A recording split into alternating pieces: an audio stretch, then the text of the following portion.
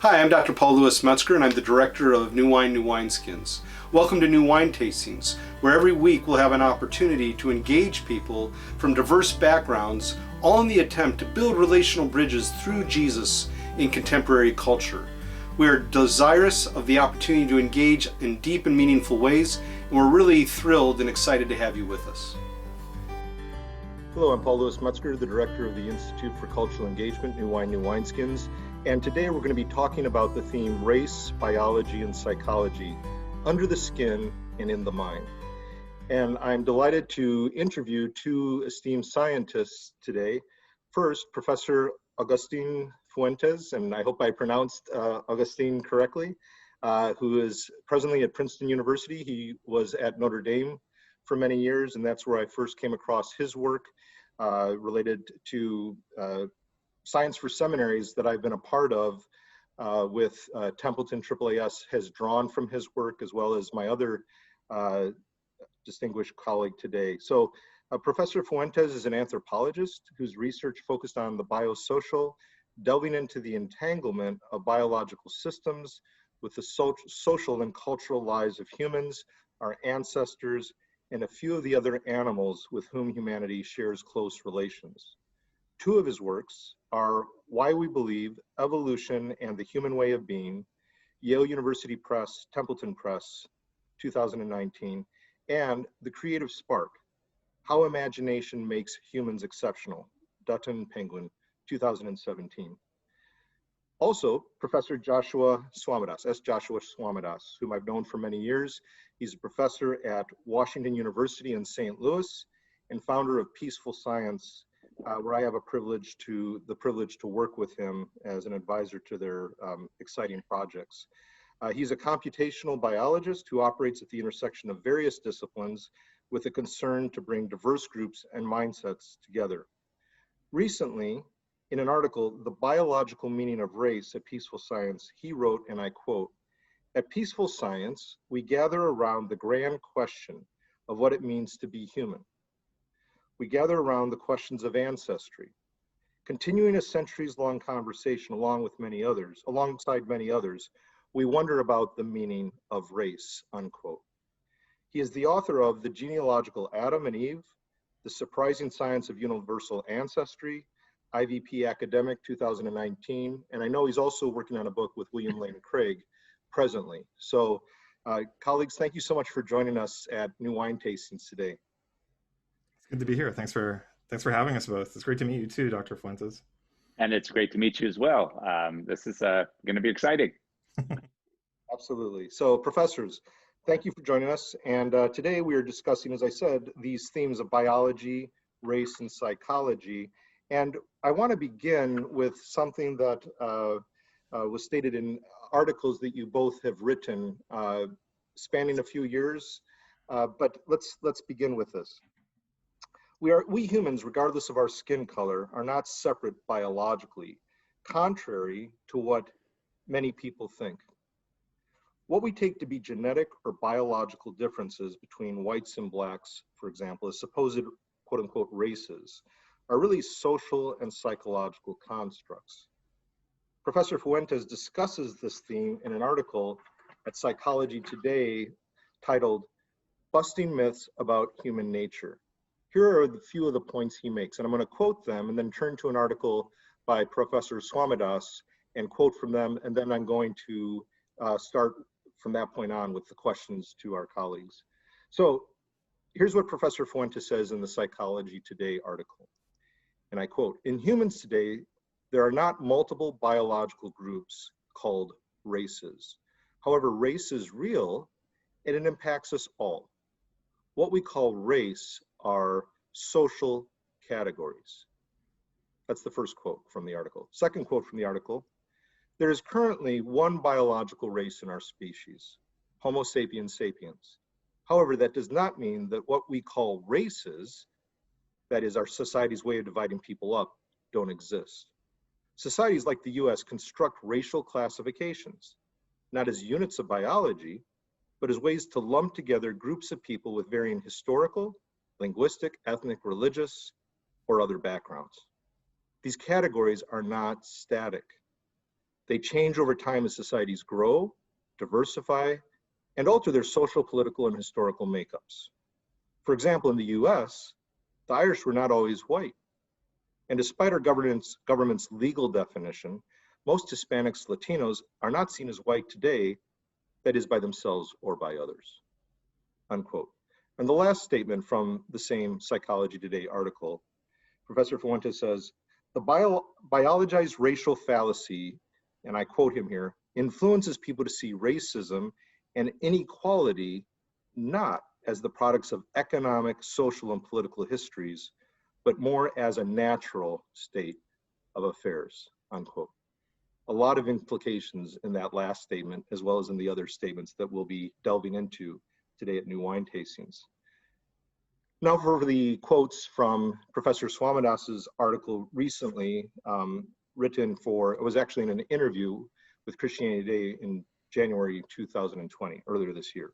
Here are a few of the statements he makes in the interview, and I quote, "One thing I've learned is it's really common for people to bring race into questions about human origins, often to attack those with whom they disagree. We all inherit that legacy of racism. Origins is often approached from a very whitewashed perspective. It doesn't really engage the concerns of people of color, who are often underrepresented in the conversations. What I found as a dark Indian is that these questions of origin are actually, or of origins are actually very closely tied to our concerns about our worth and dignity in the world," unquote.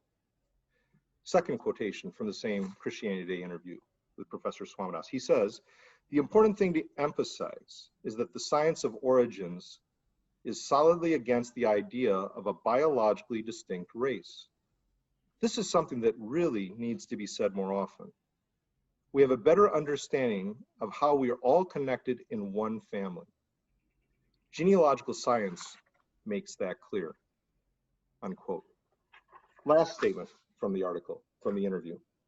"Polygenesis was a false theory of origins that was often conscripted to provide support for racism.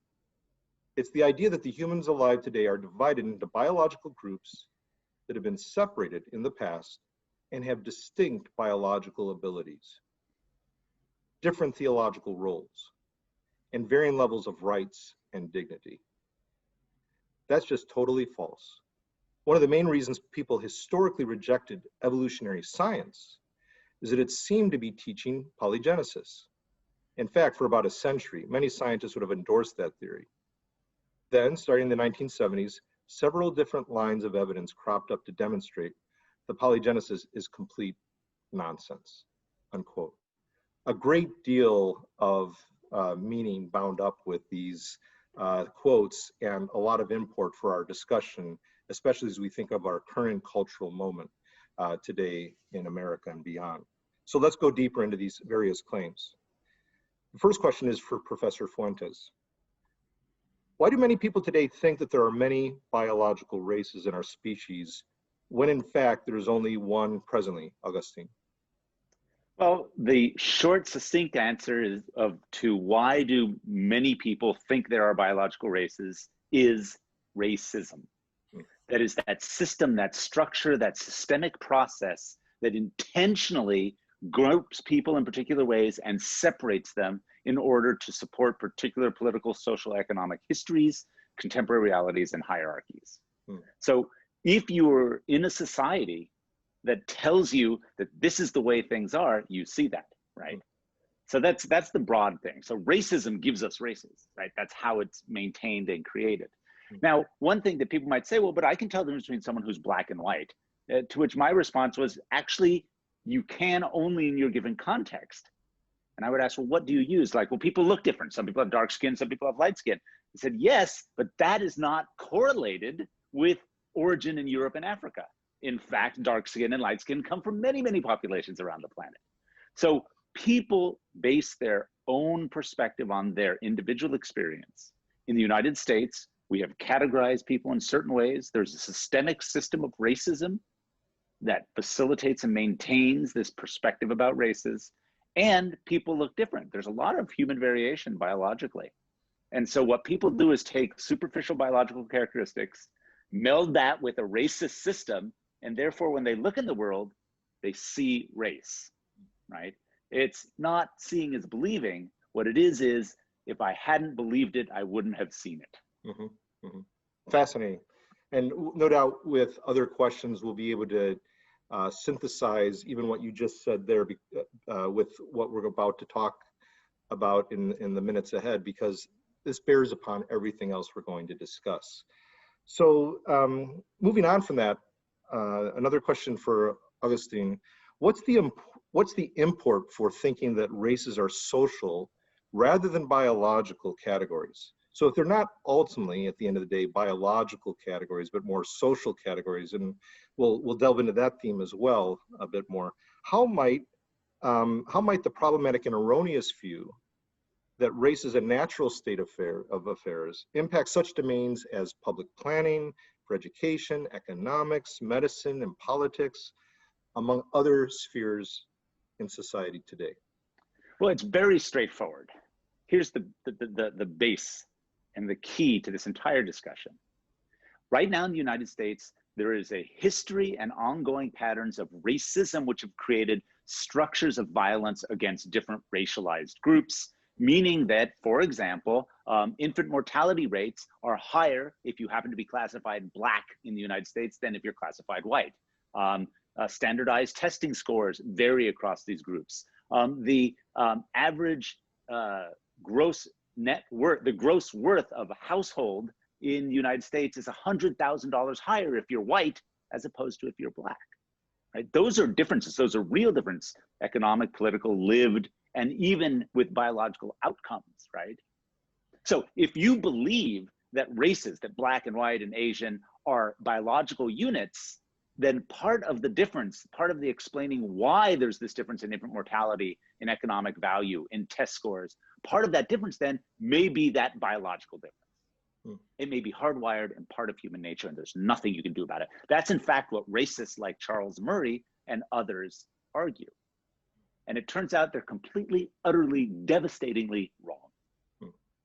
So understanding that race is a social construct doesn't mean it doesn't have real biological outcomes in health and infant mortality. Doesn't mean it doesn't have real economic and political outcomes. What it means is that these are categories that aren't derived from biology. They're imposed upon biological diversity and create a violence and a damage in that way. Does that get close to? Yes, absolutely. And when you said it has an impact on biology, would I be correct in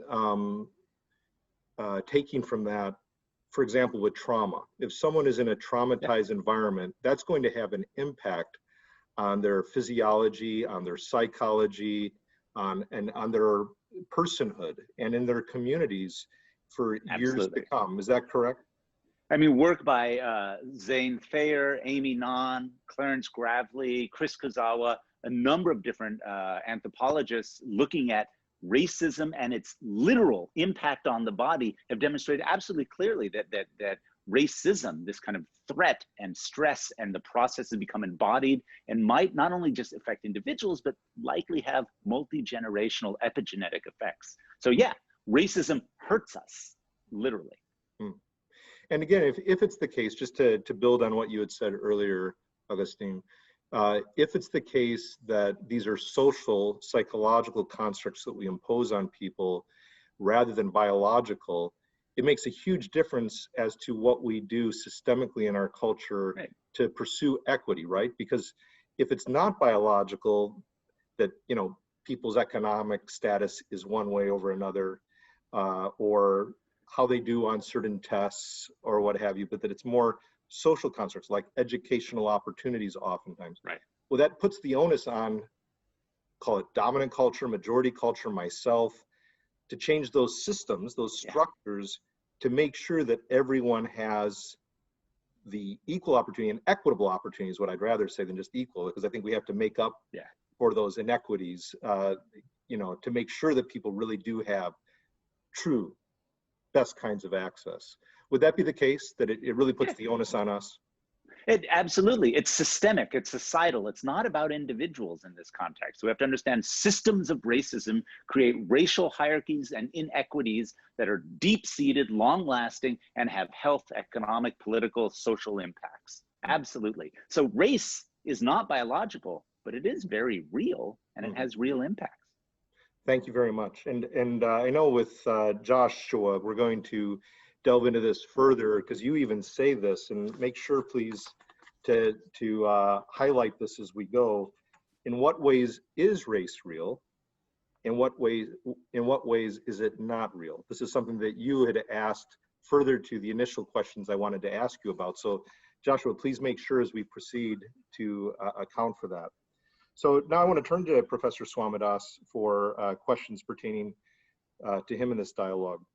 Where did these biologized racial fallacy dynamics set in? Where did it set in, Joshua, and why? And then further to that, do you think it has much to do with the underrepresentation of people who are not white in discussions of origins? And how often is what is deemed science, quote unquote science, the product of racialized constructs? So I'm trying to build on the statements in your respective articles that I quoted from earlier today for the viewers. Yeah, so that's a really big question. I'll try to be to the point so you have some time for some follow-up questions. But if you look historically at how race arises, one reason why the Bible doesn't address racism is that racism doesn't really exist at that time in anything that remotely matches what we know now. What really I think it was a key turning point in how we, when I say we, this is really talking from a Eurocentric point of view, meaning Europeans. It's really with the discovery of the New World, where they basically discovered that, the Americas are out there and they're not just uninhabited. Augustine, not this Augustine, but, the original one, wrote in The City of God that, maybe the earth is round and maybe there's even land over there, but we know that there wouldn't be people on the other side because they wouldn't descend from Adam and Eve. So that's kind of where his point of view was. And, that was their cosmology. The actual thought was, because there was no knowledge of the Americas at that time, the idea was that there was actually a ring of fire that destroyed any ship that tried to cross it. That was kind of like the idea that the ancient Greeks had to explain the fact that there seemed to be evidence that the earth was a globe, but they didn't know about anyone on the other side. And so this raised the question of the Antipodeans. Was there like an alternate universe of people on the antipode of the earth, Antipodeans? And Augustine considered this in The City of God and said, no, they couldn't be because they don't descend from Adam and Eve. Then, in 1492, Columbus sailed the ocean blue, comes to the Americas, which he thinks is India at first. Apparently couldn't tell the difference, whatever. At that moment, though, it becomes quickly apparent to everyone that actually Antipodeans really exist. So where did they come from? And there was a theologian, La Pereire, who proposed the idea that maybe there was different origins to humanity in different parts of the world. And then as science started to progress in the 16 and the 1700s, and people started to look at the natural world and they started to look at humans, they saw on the surface level real differences between people in all these places, and they didn't know how much of that was because of genetics versus how much of that was because of cultural and opportunity. Now we know now in retrospect that the vast majority of the differences have nothing to do with biology, like literally nothing to do with it. You can take a child from any part of the world and put them in the United States and give it a couple generations, you won't be able to tell them from anyone else because it isn't biological, but they didn't have that knowledge then. And so, what happens is that as, Europeans are kind of experiencing this new grand world, they start to colonize it. And they have reasons to think through the moral quality of that colonization and the fact that, or the idea that they start to build up this fact of origins that, maybe they're the ones with the divine right to colonize the world. And actually that colonization is actually to help everyone because they're actually more capable, clearly more technologically advanced, clearly more intelligent, and so on and so forth. And so it ends up becoming about a description of the natural order of the world that explains why it should be continued in this particular way. And that's really what race is. And it's really within the last several hundred years. Now, you add in and I think what's really critical about this is it wasn't merely the idea of grouping people into different social categories.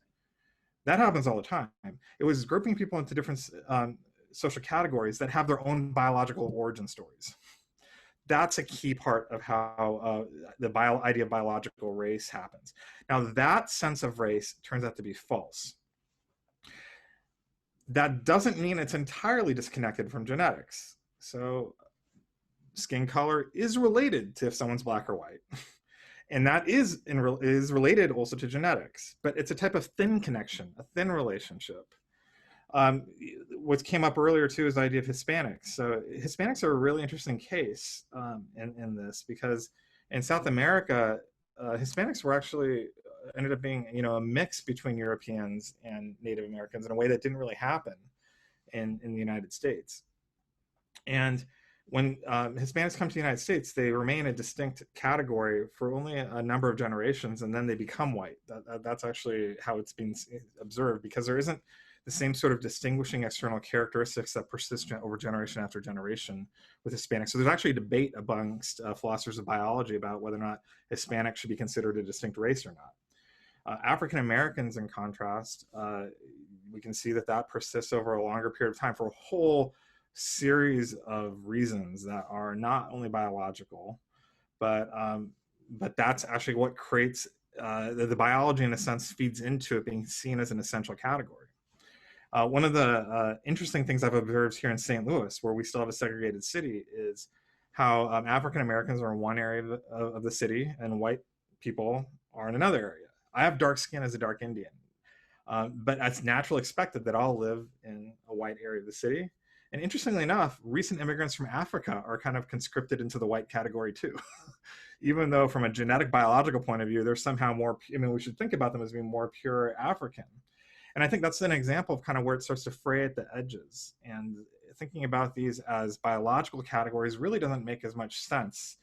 And I think this should give us a lot of hope, because it means that a lot of the differences that we see aren't really rooted in essential differences in who we are in our origin. They actually are far more changeable and malleable.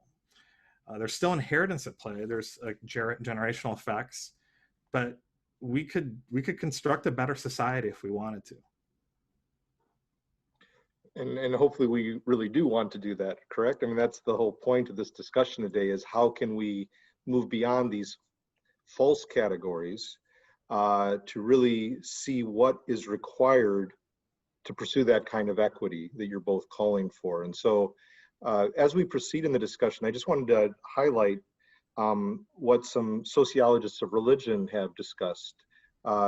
Christian Smith and Michael Emerson, in a book, Divided by Faith, talking about the black-white divide in the American Evangelical Church, talk about how racialization does not proceed by way of constants, but by way of variables. And it's very similar to what was discussed earlier in those quotes that I took from your articles. One of you talks about how that this is evolving, so to speak, not so much the biology, but just our constructs of race.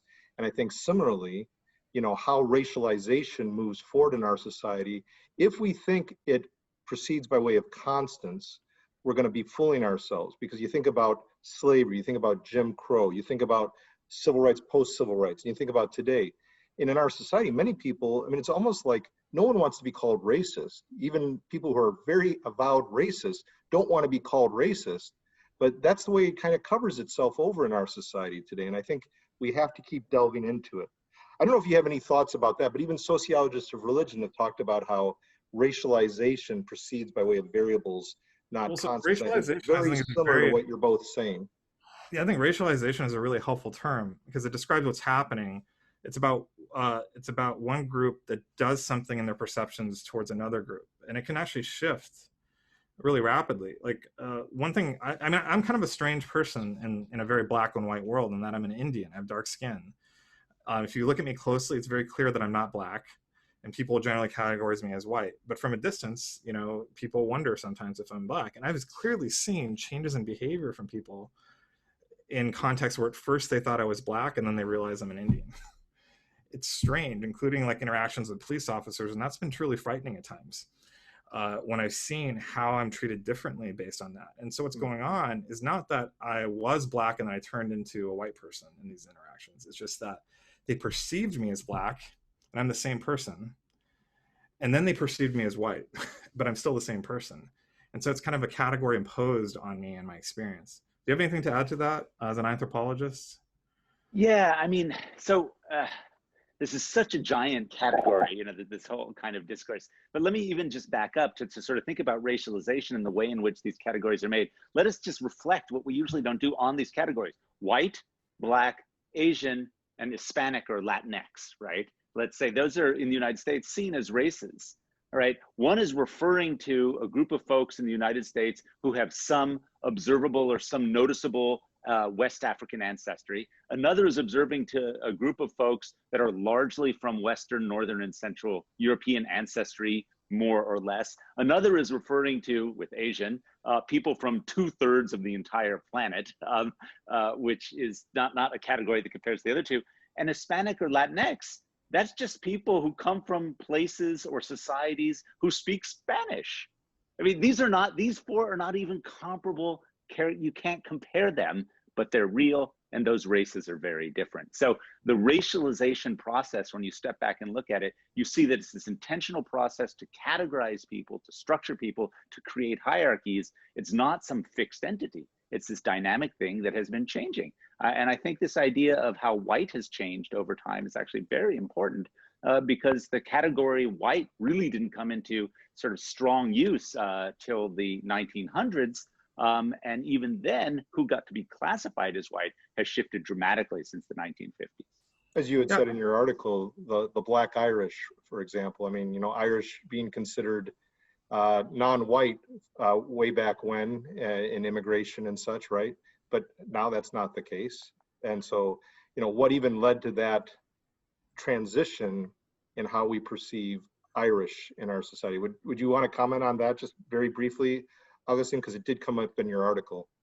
Well, I mean, that's just one of the many different contexts. But what's really important is that what happened is, if you look at what was imported to the United States, was this relationship between the English and the Irish, right? Where the English colonized the Irish, right? And had this incredibly racialized, hierarchical, discriminatory perspective on them. That followed the English when they became part of the colonial settlers in the United States. And as the Irish also came over, that reality was there. That shifted, though, as the balance of connections and structures changed between Black, white, that is African descendant populations, Latino populations, and white populations. And we saw political reasons and politically intentional actions to sort of cluster white together in opposition to everything else. And that's how the sort of Irish became folded in. Thank you. Josh, you were going to say something? Thank you. Yeah, I think really a core question that I think is something that I really hope theologians think about some more, in collaboration with scientists, is the notion of inheritance. So when we think about biology and inheritance, it gets collapsed to DNA, but that's a really big mistake. Some of the most inheritable things that we get from our parents have nothing to do with DNA. Just think about the language you speak. Most likely you speak the same language as your parents. It's extremely heritable. It's probably more heritable than even skin color. And that has nothing to do with DNA. It turns out that you can take kids from any part of the world, and if you put them in an English environment when they're young enough, they're going to learn English. It's just that ends up being heritable. Now, this is important. By saying it's not biological, we're not meaning, and we shouldn't understand it to mean that there's no impact on prior generations on us. In fact, we are actually inheriting quite a bit from them. The key thing, though, is that most of that inheritance is not biological inheritance. And so if it's biological inheritance, all we can really hope for is for advances in CRISPR technology and finding a way to kind of give that to people, right? But if it's things like the exposures that people have when they're really young, if it's things like, the amount of inheritance they can expect from their parents, like actual financial inheritance they can expect from their parents, if it's the type of neighborhood they're expected to live in or more likely to live in, or the type of school they're going to go to, if those things, and by the way, those things are very sticky and inheritance. I would even go so far to say is that they're actually stronger inheritance than biology is in important ways. And paradoxically, they're actually more modifiable. I mean, like what happened is that we inherit, I mean, like our ancestors set up a world that worked in a particular way, and it put people in certain places, and we're inheriting that world from them.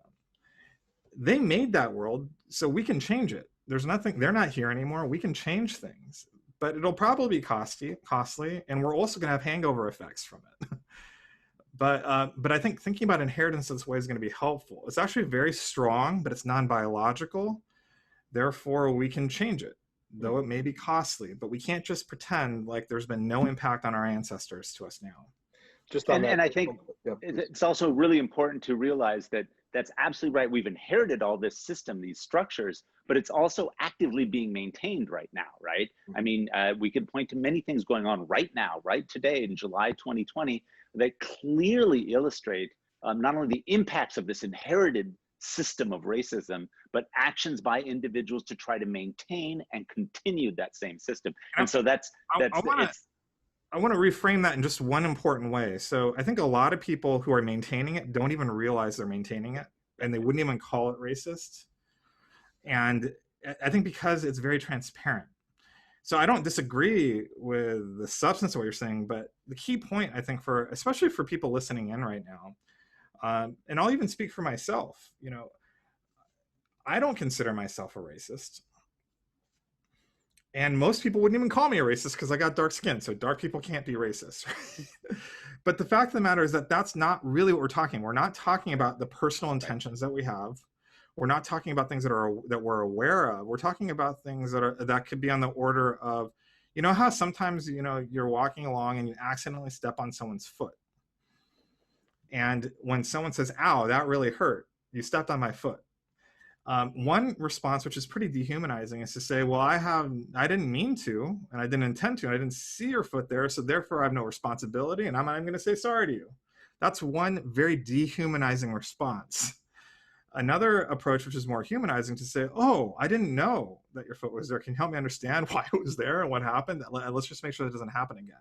That's a far more humanizing approach. I think what's going on right now, when you're talking about the active maintenance, is that we're having a lot of interactions, which are equivalent, I would say, in terms of personal intentions at least, to stepping on someone's foot. And the reason why is that there's like these intersections in society that have been set up that cause that. And it's not intentional. No one's calling anyone a racist. Or we don't have to. Well, let's be clear. Some people are calling them racist, but it's not really a statement about personal intentions. The question is, when we have those, are we going to have a humanizing response, which pauses, like in any other context, to say, oh, I didn't mean to, but I still can apologize for doing something that was unintentionally wrong. And I think this is, or intentionally hurt you, even if it wasn't wrong. And try and understand this and work this out with you, as if, you know, this crazy idea, which happens to be true, but still sounds crazy, is that we're actually the same family. And that, you know, your needs really should be considered part of my needs. In the same way I treat my family's needs as part of mine, you know, I need to treat those people across those divides as fellow humans with me, fellow people walking along with me who see the world differently and experience something negative. I think this humanizing response, instead of a dismissive response, I think is at the core of what is actually going to dismantle or perpetuate these racist systems. Would you agree with that, Fuentes, or am I a little bit no, absolutely. I think that's a very good thing. And the one thing I was added is that to work against these racist systems, right? Individuals, so when they step on someone's foot, now they've stepped on the foot, they know it hurts. So next time they're walking, they should keep their eyes open and make sure they don't step on someone's foot. You know what I mean? It's this active, the humanizing response that you're talking about.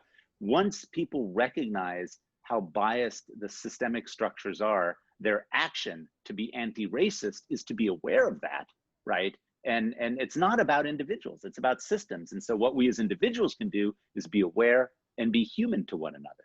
Yeah, one other piece that here in St. Louis, I got to say in particular, has been really helpful is learning the history of our city. And I would actually really highly recommend everyone do it. There's a really recent book that came out, which I think is really important. It's called The Broken Heart of America. It's written by a Harvard historian who grew up in St. Louis, who's writing about it now. talking about the history of the last, like over the course of the last several hundred years of St. Louis.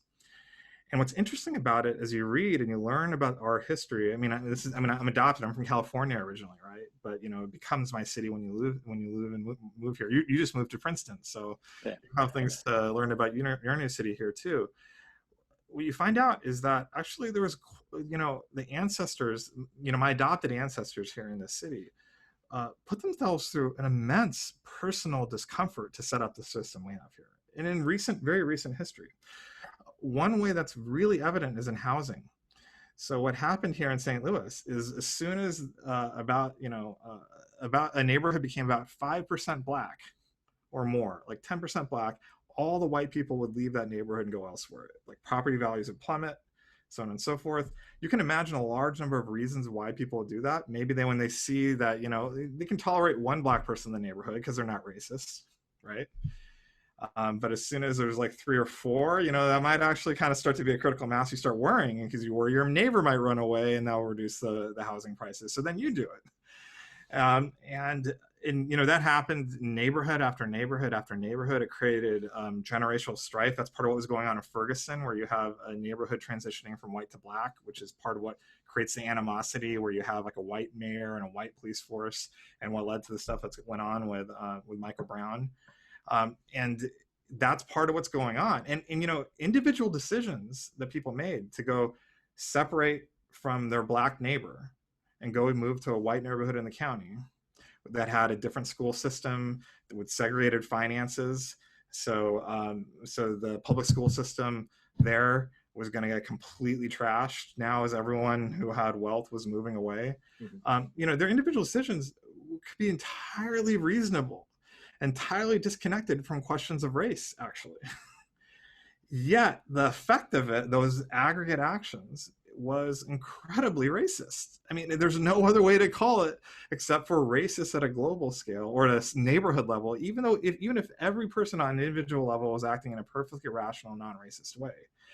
That's the sort of behavioral patterns where people, like I said, were willing to uproot their entire homes and move to another neighborhood.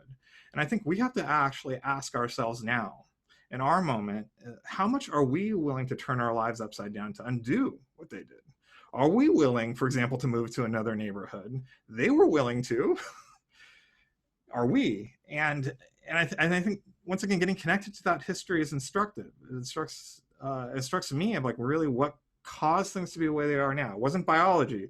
It was actions that happened just decades ago. We should probably transition, not away, but transition to the next question or two, because I don't know if you have more time in your schedule for us to go beyond the 2 o'clock hour Eastern time. So I want to transition here, but it just shows the level of complexity that with these discussions. We're just scratching at the surface with skin color and race and all that with biology and sociology and psychology. But just real quick, as you had mentioned before, Josh, about theology and its import for these discussions. Willie Jennings has talked about the need for discussions of land and theology, because so often when we think about the gospel or the good news, we tend to individualize it, we tend to privatize it, we tend to not see how it bears upon all these matters. But land is huge in Scripture, and it's really huge today because, to use your metaphor, your analogy, which was a fascinating one, when we step on someone's foot, it's being aware, as you both were saying, and it's also asking myself, and why was I walking in that direction in the first place? So like gentrification, why am I moving into that neighborhood? Or why am I moving out of this neighborhood? When we think about the people coming over the border, undocumented or what have you, well, what about the landed gentry, as MLK said in his Beyond Vietnam War sermon, where we were stripping the land? We often have amnesia. We don't realize our own colonial ambitions as Americans, how we've been in Latin American context for a very long time. We take from them, and then we wonder why they're showing up here at our doorstep.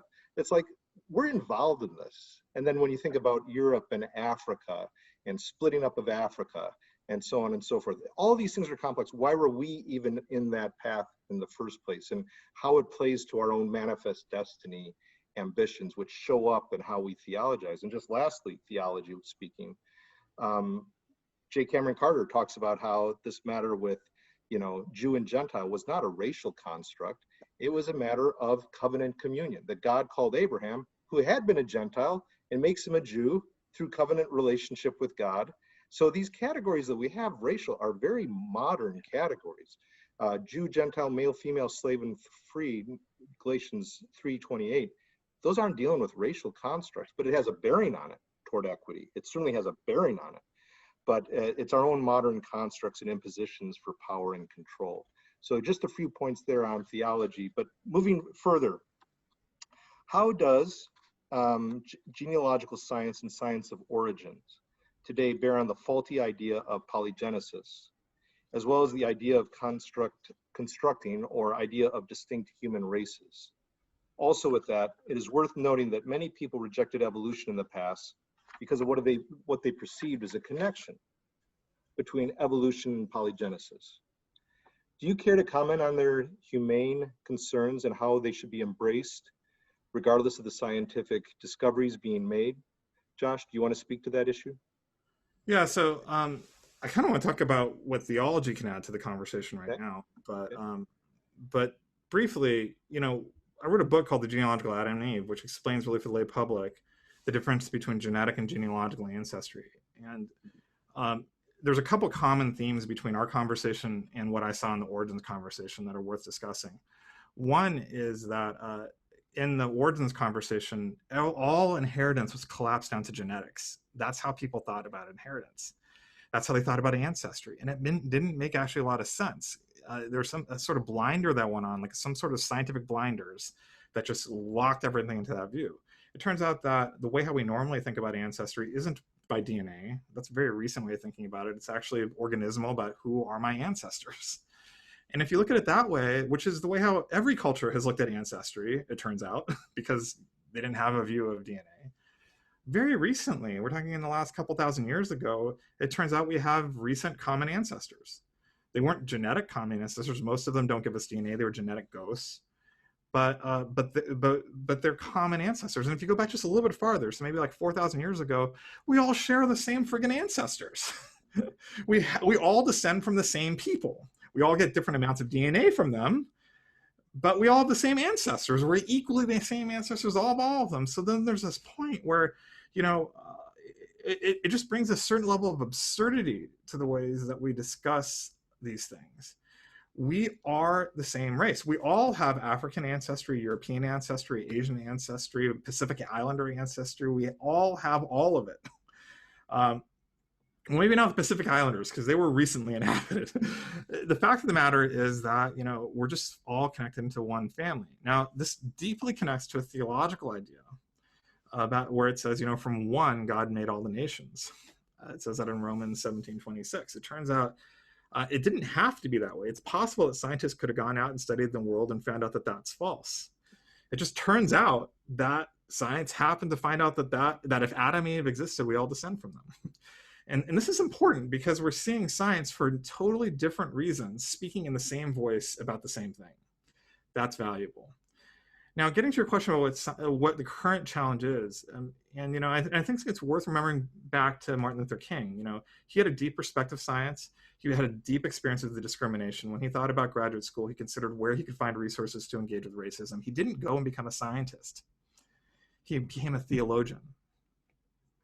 And what he did in his political work or activism is best understood, actually, I think, as a type of public theology, where he is working out a theology of the kingdom of God that was understandable even to atheists, that I would even say atheists today maybe even have a better grasp on than many Christians at times, it seems, where he wanted to see heaven not just in the afterlife, but heaven here on earth. He wanted God's will to be done in heaven.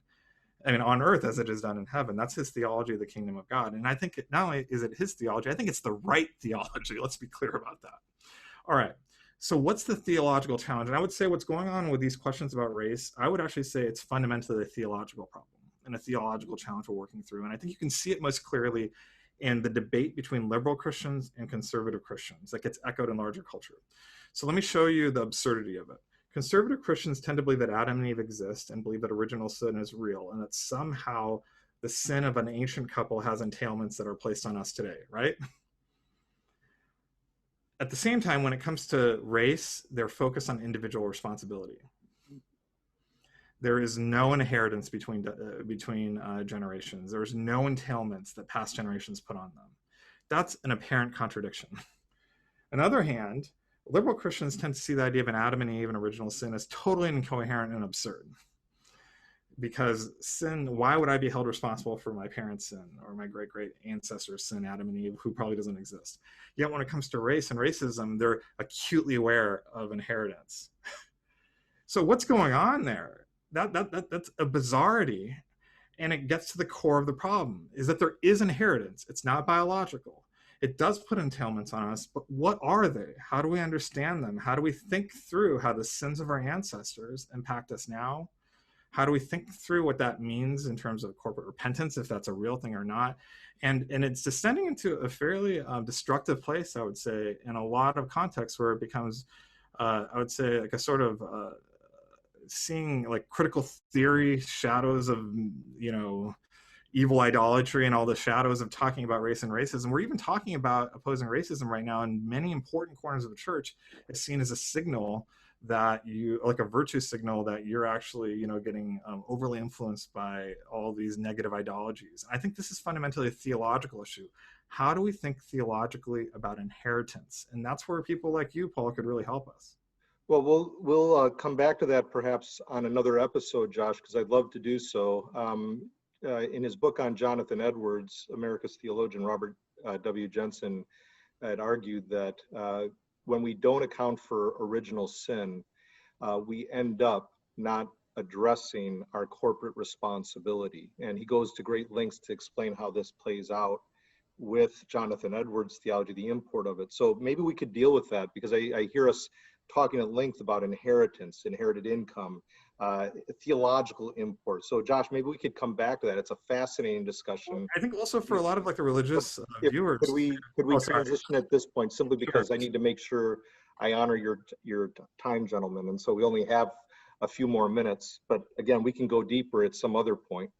So Agustín, earlier we had discussed the need for overcoming racism and inequality by way of addressing problematic social and systemic constructs rather than perceiving the divisions as natural state of affairs. That's been very clearly discussed here, and thank you, gentlemen, for your remarks. Similarly, and from the positive side, how might seeing ourselves as being one race, something that Josh was just mentioning, in the species of Homo sapiens sapiens, bear upon cultivating a corporate and universal sense of human dignity and worth, including altruistic behavior toward those not of our social groupings. Again, MLK in his Beyond Vietnam speech talked about moving beyond a culture of things to persons and getting beyond this tribalism that we saw at the time, and we see even more so today.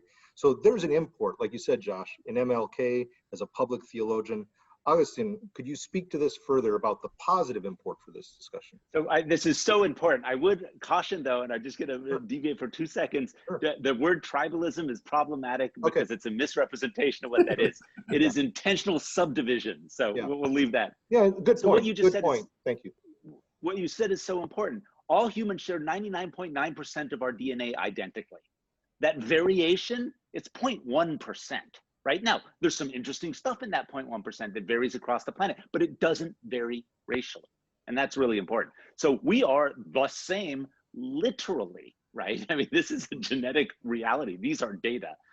So what does this tell us? Well, if we look over the last 2 million years, the expansion, the history, the evolutionary history of the Homo sapiens, right? What we see is that what has gotten us here is collaboration, cooperation, and compassion. It's getting together, it's working together, it's figuring stuff out together. And there's no other way to understand the archaeological and fossil record. Yes, we fight. Yes, there's all sorts of problems. That happens. But in the vast majority of time, it's about humans figuring out ways to come together to get things done. And here's where the fossil record and the evolutionary history and the physiologies, the neurobiologies and endocrine systems in our own body map with a lot of the theological expectations and assertions about being human, right? It turns out that why a lot of smart people say that, oh, humans should come together, we're all one, we work together, it's because that's what we do. That is how we work. And so I think what we need to realize is if we recognize that and understand that humans are just one single species, one race, that then we can put aside some of those, what we think of are differences, and remember the commonalities greatly, vastly outweigh those differences. And while we don't have time to go into this in great detail, I know that you have done work on altruism and collaboration, that so often we hear about the selfish gene and group selection, kin selection, but more about the competition, survival. And you've argued that actually one can make a good case, and you just alluded to this, right? That one can make a good case that cooperation and collaboration is the name of the game. And we have to account for that more, because otherwise it becomes a self-predicting prophecy, just survival of the fittest, you know, my grouping over against your grouping, etc. Could you just speak just very briefly to that? Survival of the fittest is the most misrepresented term on the planet. Brian Hare and Vanessa Woods have a great book out called Survival of the Friendliest, just came out. The whole point is that if you look at what humans do, we get along, we work it out. Sometimes we get together to fight other groups of humans, that happens. But the bottom line is our capacity for coming together, for using our minds, our bodies, our compassion, and believing with one another to do good. That's what the human success story is. And if we do that, we recognize it doesn't matter what we look like. These sort of racial categories fall by the wayside when we recognize what is the evolutionary sort of history and future of our species. Wonderful, thank you. Well, we're near the end of our time. We only have a few more minutes left. If we were to think through this matter, just, you know, we can come to this, Joshua, in another interview, but what bearing would it be the case that in breaking through the socialized dividing walls of hostility and ideological cultural wars, what might this discussion have on that? And Josh, I'm not just going to make that a question for you, but also for Agustín. Closing comments from you both on moving beyond those dividing walls of hostility. Any closing thoughts, just briefly? I would say that what we're really facing is a grand question of what it means to be human. And the choice we have to make is, when we see in a very polarized, high stakes conversation that we seeing just rise to the surface in very uncomfortable ways, are we going to humanize the people that we disagree with, or are we going to dehumanize them? I mean, the core problem of racialization is that it dehumanizes people. That's the core of it. In the end, that's why it's a problem. We take people that are beautiful humans equally with us, with rights and dignity, and we completely spit on that when we dehumanize them. And the question is, when we have these very difficult interactions where our natural instinct, because we are fallen in many ways, is to dehumanize them, can we appeal to our better nature? Can we really turn around and actually do the other human thing, not that the less fallen thing, to actually humanize people in unexpected ways? Thank you, Josh. Agustín? Just really briefly, I agree with everything, and I think that's so important. And the other thing is to know, to understand. We have these incredible cognitive capacities and this incredible learning and teaching. We just need to get information. Everything that we've been talking about here, all of this information is out there, but most people don't have it, or it's not brought to them in church, it's not brought to them in schools, it's not brought to them around the family table, and it should be. Sharing this knowledge is critical to moving into a better society. Thank you, Agustín, and Josh as well, for your important reflections. And I encourage our viewers to read their works and the works that they've discussed, to track what they're asserting and researching.